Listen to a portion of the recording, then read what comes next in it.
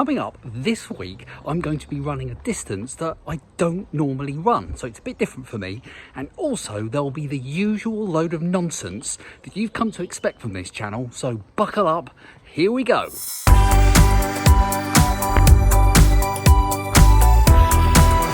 Recently, I've been doing shorter runs because I had a bit of an injury. I'm not talking about that now. And so a couple of videos ago did, 3 times 1K in the same kind of run with a walk in between. Then I did a 3K, then I did a 5K. Now, since that 5K run, which was last week's video, I have ventured out again for another 5K, which was also a really good time. I was really impressed with it. And also I've been out for a 20-kilometre cycle with my good lady wife. And that was really nice, get out in the country lanes. And it was not spring yet when we went for that cycle, but it was certainly felt like it. It was really, really nice, really enjoyed that. So now it's time to up the ante again. And I thought, shall I push and just go for 10K? Because I think I'm over the injury, to be honest. But I thought, no, what I'm going to do, I'm going to go for 7.5K today.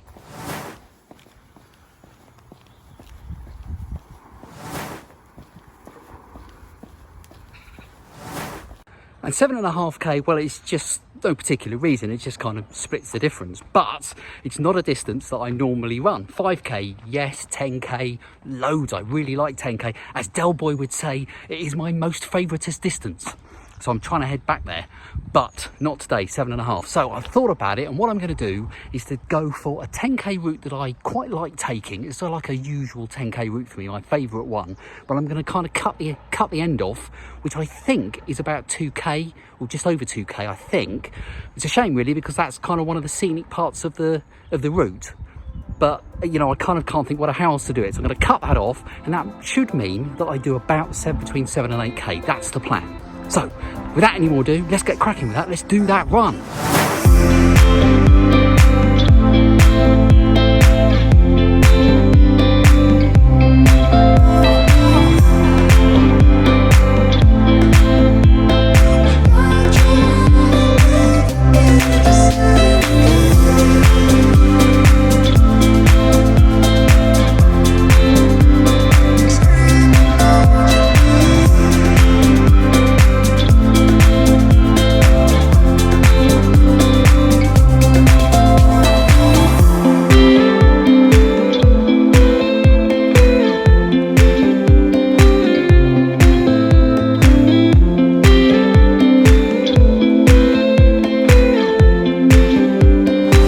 There we are.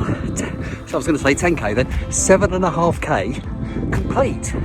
And I'm really pleased with the time. Let's stick the times up on the screen. My 5K time was under 30 minutes. So I've sort of been building for that recently, and that's really good. And as you can see, the total time, I was definitely on course for finishing 10K in under an hour, which is kind of something that I'm aiming for. Of course, I could have really tired in that last 2.5K, so there's no guarantee that I would have kept up the same pace, but that all bodes well.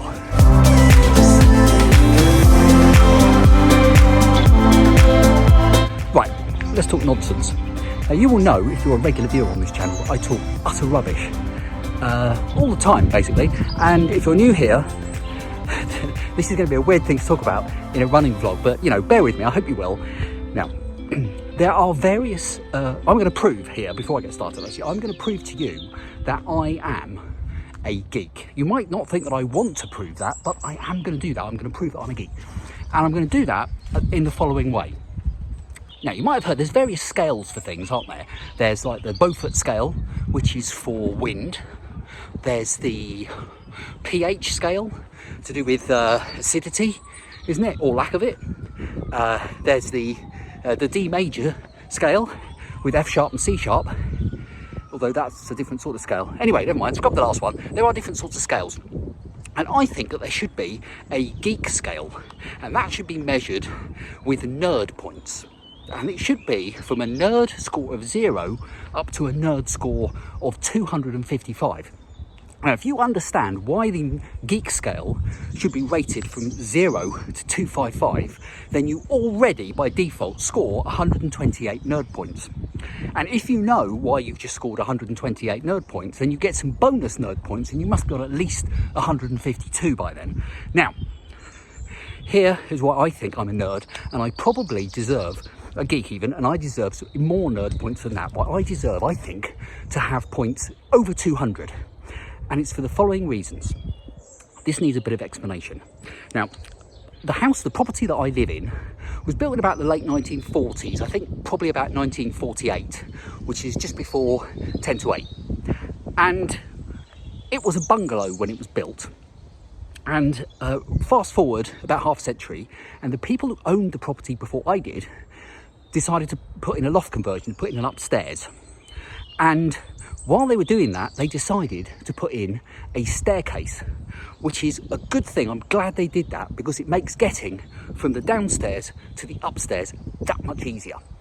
So when they put the staircase in, they had the problem, of course, that anybody has when they put in a loft conversion, which is to decide where to put the stairs, because there's no rules about these things. You just got to put it somewhere obvious, really, or the best place that you can find to put it. Now, I'm not saying that they didn't put it in a good place. I think the place that they put it is reasonable. However, the place where it is doesn't really get any natural light. So that makes it a bit dark, particularly in the winter, and of course, at night. Now, we have some things in our house, you may have them too. They're called lights. And of course, you can turn the lights on in order to light up the stairs to go up and down. So you might think that actually this problem that I've just talked about doesn't really exist, that there is no problem because we've got lights. Now, there is a problem because while I and my wife can turn the lights on and off, my dogs can't. Now, I did actually train my dog to go over, one of my dogs to go over and touch a little like light, one of those ones that you stick on in a cupboard or something, one of those. And I trained her to go along and touch it and turn the light on for a treat. But of course, sometimes she would turn it on, sometimes she wouldn't. If she just touched it, as far as she was concerned, she was touching something for a sweet. And I don't think, however intelligent my dogs are, I don't think they're intelligent enough to work out how to turn a switch on, even if I put one low enough. So you might say, well, in that case, just leave the lights on. And that's, you know, not unreasonable. However, I'm a bit of a closet tree hugger, and I think we should all do our bit to help the planet, really. So I'd like to keep lights off if I can. I mean, I've got LEDs, so they're not that expensive to run. They're not that draining. But if everybody leaves even their LED lights on, it all adds up to a bigger problem, doesn't it? So really, I want to keep the lights off. Ideally, that's what I want to do. So then I had a problem. What am I going to do? Because I don't want to leave the lights on. And my dog, one of my dogs, particularly in the evening, she likes to go upstairs, have a little lie down upstairs, nice and dark. And then well, she comes downstairs, and of course that's dark. And one of these days, she's going to go head first. So this is what I did, and this is why I am a geek. I put a sensor in at the bottom of the stairs and another one at the top of the stairs. And that means that when the dogs cross that sensor, it turns the lights on. And during the day, those lights will stay on at 100% for about 2 minutes. And at night, they come on for about, it comes on for a minute at about 10%, because you don't need it to be so bright in the night. I mean, the dogs don't come up and downstairs during the night, but if I wanted to venture downstairs for some reason, perhaps to try and escape, then I've got a chance of seeing my way down the stairs without falling down them. So how clever is that? So this is a bit nerdy, and I think I score a whole load of nerd points on the geek scale, taking me well over 200 for doing something. Really, I mean, it's good for the humans, it's good for us. If you're carrying something, you don't have to turn the lights on, it's quite handy. And in the night, if you want to go downstairs, you just walk, put your foot on the landing, light come on. So it's quite handy for the humans, but I primarily did it so my dog doesn't fall down the stairs. I must say that actually these sensors, they're quite good, but I wouldn't put them really in any other room. I think they might work in a maybe like a utility room or garage or shed or something like that, maybe a hallway, but not in, I wouldn't put them in like a bedroom or living room or something like that. I wouldn't put them in there because I mean, you might have done it, and I'm not criticising. If you've done that and it works for you, brilliant, but I don't see it myself. I don't see how that kind of thing could work. I think that's technology for technology's sake, and I hope I'm not upsetting anybody by saying that. But for the stairs, it worked very well. So am I a nerd? Am I a geek? I think so. Yeah, I know. This channel used to be, actually, just to finish off on this subject, used to be about tech.